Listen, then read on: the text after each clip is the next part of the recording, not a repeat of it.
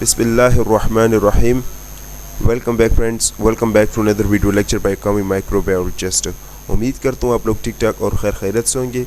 आज इस video lecture में हम एक और बायोकेमिस्ट्री से रिलेटेड या केमिस्ट्री या क्लिनिकल केमिस्ट्री से रिलेटेड हम एक टेस्ट पढ़ेंगे जिसका नाम है कैल्शियम टेस्ट। कैल्शियम को हम सीरम कैल्शियम टेस्ट या टोटल कैल्शियम टेस्ट भी कहते हैं। ठीक है, इससे पिछले वीडियो लेक्चर में अगर आप दोस्तों को याद होगा तो मैंने बायोकेमिस्ट्री के और लेक्चर्स भी एक्सप्लेन किए थे और टेस्ट भी एक्सप्लेन किए थे, जैसे कि हमने शुगर का टेस्ट भी एक्सप्लेन किया था, एसजीपीटी का टेस्ट भी एक्सप्लेन किया था, अल्कलाइन फास्फेटेस का टेस्ट भी एक्सप्लेन किया है। ठीक है, तो ये तमाम तर वीडियो आप मेरे यूट्यूब चैनल पर देख सकते हैं, वहाँ पर अवेलेबल होगा। यूट्यूब चैनल पर एक अलहदा सा बायोकेमिस्ट्री टेस्ट लिस्ट होगा, तो उसको क्लिक करके आप तमाम तर बायोकेमिस्ट्री टेस्ट देख सकते हैं। ठीक है, आज के इस वीडियो में हम बात करेंगे कि सीरम कैल्शियम टेस्ट क्या है, प्रोसीजर, ये सब कुछ हम डिटेल से पढ़ेंगे। ठीक है, तो मेरा नाम है मोहम्मद कामिल खान और आप देख रहे हैं मेरा यूट्यूब चैनल कामी माइक्रोबायोलॉजिस्ट। तो चलिए जी वीडियो को स्टार्ट करते हैं।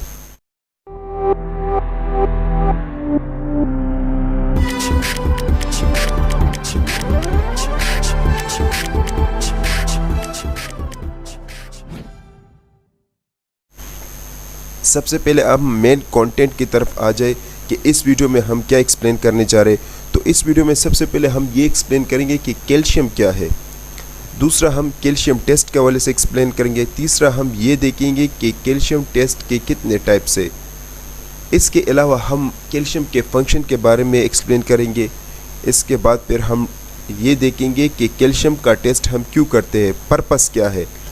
इसके बाद हम कैल्शियम टेस्ट प्रोसीजर, मैं आपको एक वीडियो बताऊंगा जिसमें हम कैल्शियम टेस्ट को परफॉर्म करेंगे, यानी कैल्शियम टेस्ट की का प्रोसीजर माइक्रोलैब 300 मशीन पर हम कैल्शियम टेस्ट किस तरीके से परफॉर्म करेंगे, तो वो वीडियो भी मैं इसी वीडियो में आपको बताऊंगा। इसके बाद हम पढ़ेंगे इसका नॉर्मल रेंज और फिर हम ये पढ़ेंगे कि कैल्शियम के मेन काजेस क्या है जिसकी वजह से कैल्शियम हाई और लो आता है बॉडी में। ठीक है, इसके बाद फिर हम ये भी देखेंगे कि अगर कैल्शियम ज़्यादा आए या कम आए तो इसका इलाज क्या है, तो उसके बारे में भी हम थोड़ा बहुत पढ़ेंगे। सबसे पहले अगर हम बात करें कि सीरम कैल्शियम क्या है, तो सीरम कैल्शियम आपके पास असल में ये जो कैल्शियम होता है ना, ये आपके पास न्यूट्रिएंट्स होता है। ठीक है, बॉडी के लिए एक न्यूट्रिएंट्स होता है और ये जो आपके पास कैल्शियम होते हैं ना, ये मोस्ट एबंडेंट, मतलब बॉडी के तमाम तर हिस्से में ज़्यादातर कैल्शियम पाया जाता है। ठीक है, और ये जो कैल्शियम होता है ये हम कहाँ से हासिल करते हैं, याद रखिएगा, ये आपका बॉडी खुद नहीं बनाता, ये आपने फूड में से लेना होगा। ठीक है, तो फूड में आपके पास जो डायरी प्रोडक्ट्स होते हैं जिसमें आपके पास योगर्ट आता है, मिल्क आता है। ठीक है, तो इन डायरी प्रोडक्ट्स से आपने क्या करना होगा, आपने कैल्शियम लेना होगा। ठीक है, इसके अलावा हमारे पास फोर्टिफाइड फूड में कैल्शियम होता है, फिश में होता है जो बोनी फिश ज़्यादातर होते हैं। ठीक है, इसके अलावा हमारे पास ये बीन्स में या जिसमें दाल चावल वगैरह, ये लोबिया वगैरह आता है। ठीक है, इसके अलावा हमारे पास ऑरेंज यानी फ्रूट में, ऑरेंज में भी ज़्यादातर आपके पास सीरम कैल्शियम यानी कैल्शियम ज़्यादा मकदार में पाया जाता है। अब अगर हम बात करें कि सीरम कैल्शियम टेस्ट क्या है, तो इट्स वेरी सिंपल कि जब खून में हम कैल्शियम के लेवल यानी कैल्शियम का मकदार मालूम करना चाहते हैं तो उस टेस्ट को हम कहते हैं सीरम कैल्शियम टेस्ट। अब हम टाइप्स की तरफ आए तो हमारे पास कैल्शियम के 3 टाइप्स होते हैं कैल्शियम टेस्ट के। एक को हम कहते हैं आयनाइज्ड कैल्शियम, दूसरे को हम कहते हैं डीआयनाइज्ड कैल्शियम और तीसरे को हम कहते हैं टोटल कैल्शियम। जब डॉक्टर हमें टोटल कैल्शियम रेकमेंड करता है तो उसमें दोनों आ जाते हैं, मतलब उसमें फ्री कैल्शियम भी आता है और बाउंड कैल्शियम भी आता है।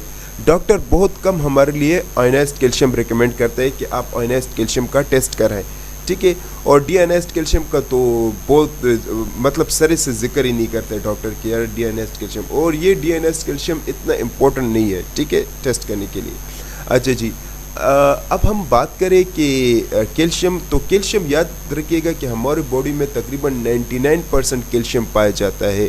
ठीक है, टोटल कैल्शियम, इसमें से सिर्फ 1% ऐसा कैल्शियम होता है, 1% जो कि आपके पास फ्री कैल्शियम कहलाता है, मतलब आयनाइज्ड कैल्शियम जिसको हम कहते हैं। ठीक है, अगर इस 1% में भी हम देख लें तो इसमें से तकरीबन 50% आपके पास आयनाइज्ड होता है और 50% डीआयनाइज्ड कैल्शियम होता है, मतलब बाउंड कैल्शियम होता है।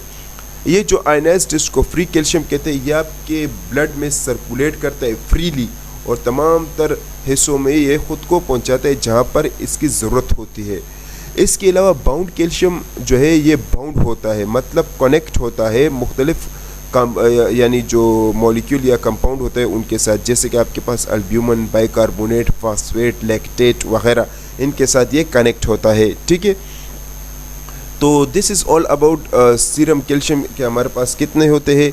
अब हम बात करते हैं नॉर्मल रेंज। तो याद रखिएगा कि normal range kit to kit, lab to lab vary करता है। ठीक है, लेकिन ज़्यादातर लेबॉर्ट्री में जो कैल्शियम का नॉर्मल रेंज होता है वो हमारे पास 8.2 से 10.2 माइक्रोग्राम पर डेसीलीटर होता है।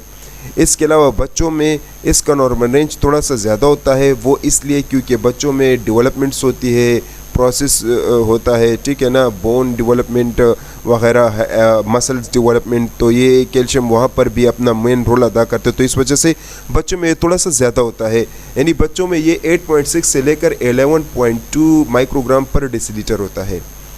अब अगर हम कैल्शियम का फंक्शन देखें तो कैल्शियम के मुख्तलिफ फंक्शन है। सबसे पहले जो फंक्शन कैल्शियम का है वो ये है कि ये बोन को स्ट्रॉन्ग करता है, बोन और टीथ को स्ट्रॉन्ग करता है और इसके हेल्थ स्टेटस होता है इसके इम्प्रूवमेंट में एक मेन रोल अदा करता है। हम ये भी कह सकते हैं कि बोन और टीथ के डेवलपमेंट में भी ये कैल्शियम मेन रोल अदा करता है।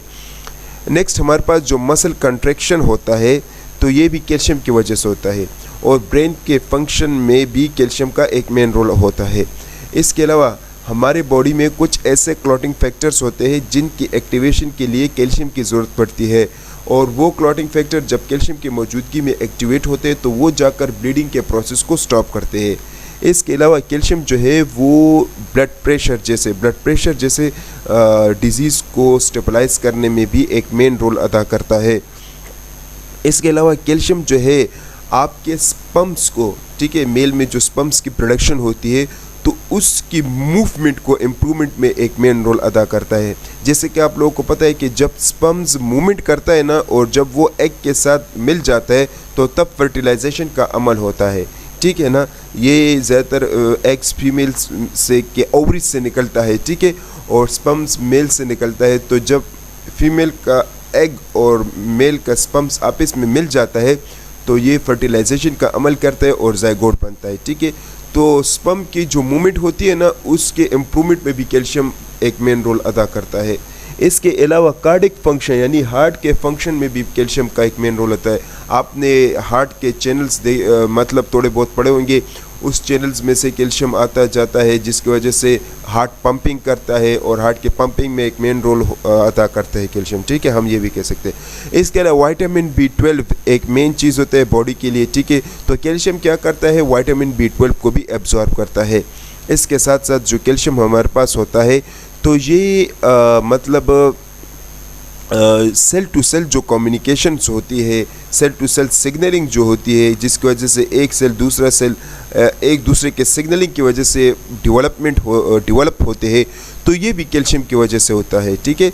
इसके अलावा कैल्शियम जो होते हैं वो act as a nerves transmission, यानी नर्व्स की जो ट्रांसमिशन होती है वो भी कैल्शियम की वजह से होता है।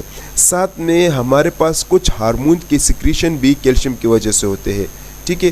तो this is all about calcium function. अब हम पढ़ते हैं कि कैल्शियम का डायग्नोस्टिक पर्पस क्या है, ये टेस्ट हम क्यों करते हैं, डॉक्टर क्यों रिकमेंड करते हैं। तो फर्स्ट ऑफ ऑल इस टेस्ट को करने का मकसद ये होता है कि अगर आप ये देखना चाहते हैं कि आपका बोन हेल्थी है या नहीं, बोन से रिलेटेड अगर कोई इशू हो तो तब ये टेस्ट किया जाता है। इसके अलावा विटामिन डी को चेक करना, यानी बॉडी में विटामिन डी के मिकदार को देखना, ये इसके लिए भी कैल्शियम का टेस्ट किया जाता है। इसके अलावा अगर आप थायराइड ग्लैंड या पैराथायराइड ग्लैंड के फंक्शन को देखना चाहते हैं कि आया ये अपना फंक्शन सही तरीके से करते हैं या नहीं, तब भी कैल्शियम टेस्ट आपने करना होगा। इसके अलावा बाज़ औक़ात आप खुराक में न्यूट्रिएंट्स भी लेते हैं, मिनरल्स भी लेते हैं, विटामिन्स भी लेते हैं, ठीक है, लेकिन वो विटामिन्स, न्यूट्रिएंट, मिनरल्स आपके बॉडी को नहीं पहुंचता, और इसके अलावा जो है आपको आपके बॉडी उसको एब्जॉर्ब भी नहीं करता, तो इस कंडीशन को माल न्यूट्रिशन और माल एब्जॉर्प्शन कहते हैं। ठीक है, तो इन दो कंडीशन को फाइंड आउट करने के लिए भी कैल्शियम का टेस्ट किया जाता है। इसके अलावा एब्डोमिनल और मसल जो क्रैम्प्स होते हैं, मतलब एब्डोमिनल और मसल में जो दर्द सा होता है, ये जो मसल वगैरह आपके जो मतलब ऐसे फील होता है जैसे कि ये कोई खींच रहा है। ठीक है, तो इस तरह के दर्द जब आपको फील होता है तो ये भी आपने इसके लिए भी कैल्शियम का टेस्ट करना होगा।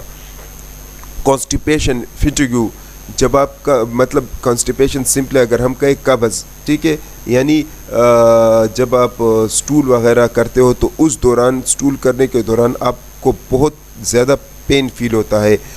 इसके अलावा जो फिटिग्यू, थकावट जिसको हम कहते हैं, ठीक है, तो ये दोनों को मतलब अगर आपको फील हो तो उस दौरान भी कैल्शियम का टेस्ट ज़्यादातर रिकमेंड किया जाता है। इसके अलावा अगर आप loss of appetite and increase thirst, जब आपको प्यास ज़्यादा लगे और आपकी भूख कम हो तो उसके लिए भी हम ये जानते हैं कि क्या कैल्शियम का मिकदार ज़्यादा कम तो नहीं है बॉडी में। इसके अलावा अगर हम ये देखना चाहते हैं कि जो मेडिसिन हम लेते हैं मतलब अपने जिस्म को ठीक करने के लिए, या जो बीमारी हमारे जिस्म में होती है कैल्शियम से रिलेटेड या कैल्शियम के कम होने से या कैल्शियम के ज़्यादा होने से जो डिजीज़ हमारे बॉडी में होते हैं, वो मैं आगे आपको बताऊंगा कि कम होने से कौन सी बीमारियां होती है और ज़्यादा होने से कौन सी बीमारियां होती है। ठीक है, तो उस मकसद के लिए फिर हम क्या करते हैं, हम ट्रीटमेंट लेते हैं। तो अगर आप ये देखना चाहते हैं कि आपके जो ट्रीटमेंट है कैल्शियम से रिलेटेड क्या वो ठीक हो चुका है या नहीं, तो तब भी हम कैल्शियम का टेस्ट करते हैं। इसके अलावा नमनेस, सुन्स जब हमारे बॉडी में फील होता है ना, माउथ के इर्द गिर्द, हैंड के इर्द गिर्द या फीट जो पाँव होता है उनके इर्द गिर्द, ठीक है, तो तब भी कैल्शियम का टेस्ट किया जाता है। इसके अलावा बाज़ औक़ात मसल स्पाज़म, ठीक है, मसल जब सख्त हो जाते हैं तो उसके लिए भी कैल्शियम का टेस्ट करते हैं। या किडनी, जब किडनी से रिलेटेड कोई डिज़ीज़ आपने मालूम करना हो तो तब भी आप कैल्शियम का टेस्ट करते हैं। ठीक है, इसके अलावा कैल्शियम का टेस्ट हम सेप्सिस, ठीक है, यानी जब टॉक्सिन वगैरह बॉडी में ज़्यादातर हो या बॉडी में जो है मतलब पस वगैरह हो तो उस मकसद के लिए भी कैल्शियम का टेस्ट किया जाता है। या जब बर्न कंडीशन मतलब कोई जल जाए तो उस दौरान भी ये देखा जाता है कि क्या जलने से कैल्शियम का मिकदार ज़्यादा कम तो नहीं हुआ। ठीक है, इसके अलावा कैल्शियम का टेस्ट हम पल्मोनरी यानी चेस्ट डिजीज़ यानी लंग्स डिजीज़ के लिए भी करते हैं और हार्ट के फंक्शन को देखने के लिए भी कैल्शियम का टेस्ट किया जाता है।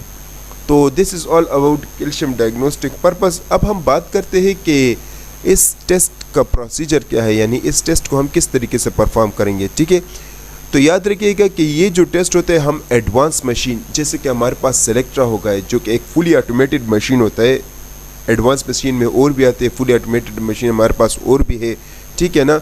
और इसके अलावा माइक्रोलैब 300 मशीन, इसके अलावा ये जो हमारे पास सेमी ऑटोमेटेड मशीन है, लेकिन इसके अलावा हमारे पास और भी सेमी ऑटोमेटेड मशीन होते हैं।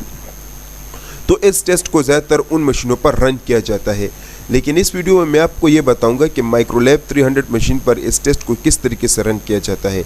ठीक है, क्योंकि ज़्यादातर लेबॉर्ट्री में माइक्रोलैब 300 मशीन इसलिए यूज़ किया जाता है क्योंकि ये थोड़ा सा जो एडवांस मशीन होता है उसके मुकाबले में थोड़ा सा सस्ता होता है और एडवांस मशीन थोड़ा सा महंगा होता है। ठीक है ना, तो इसलिए ज़्यादातर लेबॉर्ट्री में माइक्रोलैब 300 मशीन पर ये केमिस्ट्री के टेस्ट को रन किया जाता है। ठीक है, अच्छा, अब हम प्रैक्टिकली ये देखेंगे कि कैल्शियम टेस्ट को हम माइक्रोलैब 300 मशीन पर किस तरीके से परफॉर्म करते हैं। ठीक है, लेकिन इस टेस्ट को परफॉर्म करने से पहले जो रिक्वायरमेंट चाहिए, सबसे पहले हम उस रिक्वायरमेंट के बारे में पढ़ेंगे। ठीक है, तो आप देख सकते हैं हमारे पास एनुलिन कंपनी का एक किट है, कैल्शियम किट है। तो हमें कैल्शियम किट की ज़रूरत होती है फर्स्ट। इसके अलावा ब्लू टिप्स हमें चाहिए, इसके अलावा yellow tips, calcium tube, incubator, stop watch. आपको पेशेंट का ब्लड लेना होगा, आप हेपरीन ट्यूब में भी ले सकते हैं, जेल ट्यूब में भी ले सकते हैं और रेड टॉप में भी आप ब्लड ले सकते हैं। ठीक है, अच्छा, नेक्स्ट आपको माइक्रो पाइपेट या जिसको जस्टर भी कहा जाता है ये चाहिए। इसके अलावा आपको माइक्रोलैब 300 मशीन की, या जिसको हम बायोकेमिस्ट्री एनालाइज़र कहते हैं, इसकी ज़रूरत भी होती है। ठीक है। अच्छा, इसके अलावा हमें एक और मशीन चाहिए जिसको हम सेंट्रीफ्यूज कहते हैं। ठीक है। अब हम टेस्ट प्रोसेस यानी प्रोसीजर देखेंगे कि टेस्ट को किस तरीके से परफॉर्म करेंगे। सबसे पहले आपने पेशेंट का ब्लड लेना होगा हेपरिन ट्यूब, जेल ट्यूब या रेड टॉप में। ठीक है। अच्छा जी, पेशेंट का ब्लड लेने के बाद फिर नेक्स्ट आपने क्या करना होगा, आपने इसको सेंट्रीफ्यूज करना होगा। सेंट्रीफ्यूगेशन के बाद आपके पास सीरम जुदा हो जाएगा, जैसे कि आप देख सकते हैं। ठीक है। तो जेल ट्यूब और रेड टॉप में सीरम आता है सेंट्रीफ्यूगेशन के बाद, जबकि हेपरिन ट्यूब जब आप इसको सेंट्रीफ्यूज करेंगे तो इससे आपको प्लाज्मा मिलता है। ठीक है। अब नेक्स्ट आपने क्या करना है, एक कैल्शियम ट्यूब लेना है। ठीक है। इसको रैक में रख देना है। पाइपट लेना है। पाइपट को आपने 1000 माइक्रोलीटर पर सेट करना है, जैसे कि आप देख सकते हैं। फिर आपने एक क्लीन ब्लू टिप लेना है। ठीक है। और नेक्स्ट आपने क्या करना है, आपने यानी कैल्शियम का किट लेना है 1000 माइक्रोलीटर। ठीक है। तो जैसे कि आप देख सकते हैं मैं 1000 माइक्रोलीटर मैंने ले लिया। अब इसको इस कैल्शियम ट्यूब में हम ऐड करेंगे। ठीक है। ये आप देख सकते हैं मैंने कैल्शियम किट को इस कैल्शियम ट्यूब में ऐड कर लिया। अब नेक्स्ट आप क्या करेंगे, एक न्यू पाइपट या जस्टर लेंगे, इसको 20 माइक्रोलीटर पर सेट करेंगे और आपने क्या करना होगा, येलो टिप लेना है, क्लीन येलो टिप। अब आपने क्या करना है, इसमें से किसी ट्यूब से भी आपने सीरम लेना है। ठीक है। तो ये मैं जेल ट्यूब लेता हूँ और इसमें से मैं सीरम को लेता हूँ, 20 माइक्रोलीटर में सीरम को लेता हूँ। तो मैंने 20 माइक्रोलीटर सीरम ले लिया। अब मैं इसको इस किट में ऐड कर लूँगा। नेक्स्ट आपने क्या करना है, इस किट को इंक्यूबेट करना है 10 मिनट के लिए रूम टेम्परेचर पर। ठीक है। तो ये टाइमर मैंने स्टार्ट कर लिया, तो टाइमर स्टार्ट हो गया। 10 मिनट बाद फिर हम इसकी रीडिंग लेंगे। इस दौरान हम क्या करेंगे, इस ट्यूब में जो सीरम ऐड किया इसको थोड़ा सा शेक कर लेंगे, मिक्स कर लेंगे और इस ट्यूब को हम लेबल कर लेंगे टेस्ट नेम और पेशेंट के आईडी से। ठीक है। नेक्स्ट अब आपने क्या करना होगा, आपने मशीन को रेडी करना होगा। जब आप मशीन को देखेंगे तो फर्स्ट लुक मशीन का कुछ यूँ आता है। यहाँ पर जो पहला ऑप्शन है मेजरमेंट लिखा है, आपने इस पर एंटर क्लिक करना है, फिर टेस्ट लिस्ट आ जाएगा। तो इस पर आपने कैल्शियम टेस्ट पर क्लिक करना है। कैल्शियम टेस्ट जैसे कि आप देख सकते हैं, एंटर प्रेस करना है। तो अब ये मशीन आपको कह रहा है कि इसको वाटर एज अ ब्लैंक दे दो। मशीन डिस्टिल वाटर को लेगा और ख़ुद को वॉश करेगा और टेस्ट के लिए मशीन ख़ुद को प्रिपेयर कर लेगा। चंद सेकंड बाद इस मशीन पर जैसे कि आप देख सकते हैं टेस्ट आ गया है। यहाँ पर ये मशीन आपको कह रहा है कि इसको स्टैंडर्ड दो। तो स्टैंडर्ड एक ऐसा मतलब स्टैंडर्ड उसको कहा जाता है कि जिसमें मशीन को आपने गाइड करना होता है कि आपने मुझे कैल्शियम का जो वैल्यू है वो आपने नॉर्मल रेंज में देना है। ठीक है। तो मैं ऑलरेडी इसको स्टैंडर्डाइज कर चुका हूँ, इसमें ग्राफ भी आता है, तो ग्राफ भी मैं ऑलरेडी एक्सेप्ट कर चुका हूँ। ठीक है। आपने इसको स्किप करना है और अब आपने क्या करना है, कैल्शियम टेस्ट को देना है। तो 10 मिनट तकरीबन हमारे पास हो चुका है। अब टेस्ट को रीड करने का तरीका कुछ यूँ है कि ये जो स्ट्रा है इसको आपने डिप करना है। ठीक है। और आपने क्या करना है, बटन को प्रेस करना है। ये क्या करेगा, मशीन इस स्ट्रा से तकरीबन 500 माइक्रोलीटर ये एब्जॉर्ब कर लेगा और कुछ ही सेकंड बाद ये आपको रिज़ल्ट दे देगा। ठीक है। तो सिंपली ये था हमारे पास कि कैल्शियम टेस्ट को हम माइक्रोलैब 300 मशीन पर किस तरीके से परफॉर्म करते हैं। नेक्स्ट हमारे पास है वो मेन, अब हम बात करते हैं कि वो कौन से मेन वजूहात होते हैं जिसकी वजह से बॉडी में कैल्शियम का मिकदार कम आता है, यानी कैल्शियम का लेवल कम आता है खून में। या हम ये कह सकते हैं कि अगर आपके खून में कैल्शियम का लेवल कम होगा तो आपको कौन कौन सी बीमारियां हो सकती है। फर्स्ट, अगर आप डाइटरी जैसे कि हमारे पास ये जो मिल्क, योगर्ट, ठीक है ना, ये डाइटरी फूड जो हमारे पास होते हैं, अगर ये आप बॉडी में कम लेंगे, ठीक है, बॉडी में अगर ये आप कम लेंगे तो इसकी वजह से आपके खून में कैल्शियम का लेवल कम आएगा। Next, vitamin D containing food, ठीक है। तो विटामिन डी कंटेनिंग फूड जो होगा अगर वो कम लिया जाएगा तो तब भी कैल्शियम का लेवल खून में कम आएगा। इसके अलावा अगर इस कम कैल्शियम आपके बॉडी में कैल्शियम का मिकदार कम है तो इसकी वजह से पैराथायराइड ग्लैंड डिसऑर्डर होगा, मतलब पैराथायराइड ग्लैंड सही काम नहीं करेगा, ठीक है। हम ये भी कह सकते हैं पैराथायराइड ग्लैंड अपना फंक्शन नहीं करता सही तरीके से, तो तब भी कैल्शियम का लेवल कम होता है। इसके अलावा कम कैल्शियम की वजह से किडनी डिजीज़ भी होती है, या अगर किसी की किडनी ख़राब हो तो वहाँ पर कैल्शियम का लेवल बॉडी में कम होता है। इसके अलावा मैग्नीशियम भी आपके पास एक मतलब मोस्ट इम्पॉर्टेंट इंग्रेडिएंट है बॉडी के लिए, ठीक है। उसका भी कैल्शियम से काफ़ी कनेक्शन होता है, लेकिन अगर मैग्नीशियम भी बॉडी में कम हो तो तब भी कैल्शियम कम होता है बॉडी में। इसके अलावा हम कुछ मेडिकेशंस लेते हैं यूरिन के लिए, ठीक है, तो उसको हम कहते हैं डायूरेटिक मेडिकेशंस, ठीक है। इसके अलावा हमारे पास कुछ और मेडिसिन आते हैं जिसमें हमारे पास एंटी कन्वुलेंट ये खास किस्म के मेडिसिन होते हैं, ये दो, ठीक है। अगर ये मेडिसिन आप ज़्यादातर इस्तेमाल करेंगे तो इससे भी कैल्शियम का लेवल बॉडी में कम होता है। हार्मोन की इम्बैलेंस, यानी कम कैल्शियम अगर बॉडी में हो तो उसकी वजह से हार्मोन इम्बैलेंस हो जाता है, ठीक है। इसके अलावा कम कैल्शियम की वजह से बॉडी में पैंक्रियाटाइटिस होता है, एक्यूट पैंक्रियाटाइटिस यानी इन्फ्लेमेशन ऑफ द पैंक्रियास, ठीक है। तो अगर इन्फ्लेमेशन ऑफ पैंक्रियास हो तो इसकी वजह से भी कैल्शियम कम आता है।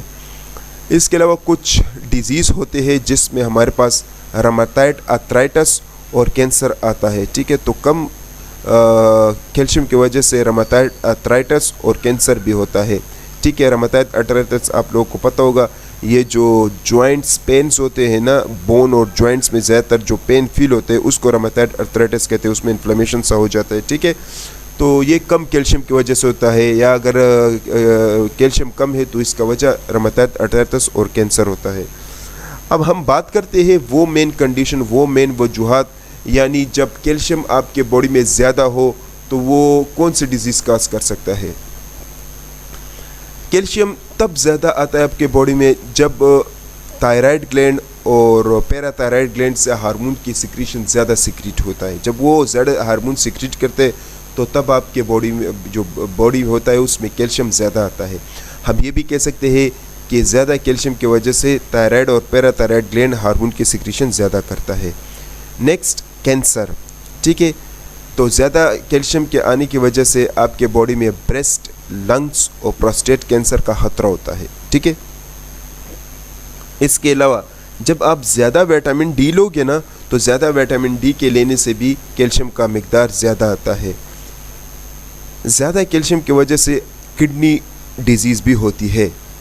इसके अलावा सार्कोइडोसिस एक इम्यूनो सिस्टम से रिलेटेड डिजीज़ होता है जिसमें लंप से बन जाते हैं, ठीक है। इसके अलावा कुछ मेडिकेशन है जिसमें जो हमारे पास कैल्शियम होता है वो बॉडी में ज़्यादा आता है। तो ये आपके पास थायज़ाइड, डायूरेटिक और लिथियम मेडिसिन्स होते हैं, तो इसकी वजह से भी कैल्शियम ज़्यादा आता है। पिजिड डिजीज़ ऑफ द बोन, जिसमें बोन की रिमॉडलिंग नहीं होती, ठीक है। तो बोन सख्त हो जाते हैं, हम ये भी कह सकते हैं, या बोन मतलब सही तरीके से काम नहीं करते या वीक हो जाते हैं, ठीक है। तो ये भी ज़्यादा कैल्शियम की वजह से होता है। डिहाइड्रेशन, जाहिर है जब आपके बॉडी में लिक्विड नहीं होगा, फ्लूइड्स नहीं होगा, तो कैल्शियम क्या होगा, वो डाइल्यूट नहीं होगा।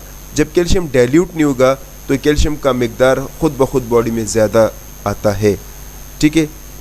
बाज़ औक़ात किसी आबा अजदाद में कैल्शियम हाई कैल्शियम होता है तो वो फिर यानी नेक्स्ट जनरेशन भी वो ट्रांसफ़र हो सकता है, यानी इसको हम कहते हैं फेमिलियल हाइपोकैल्सियरिक हाइपरकैल्सीमिया, ठीक है।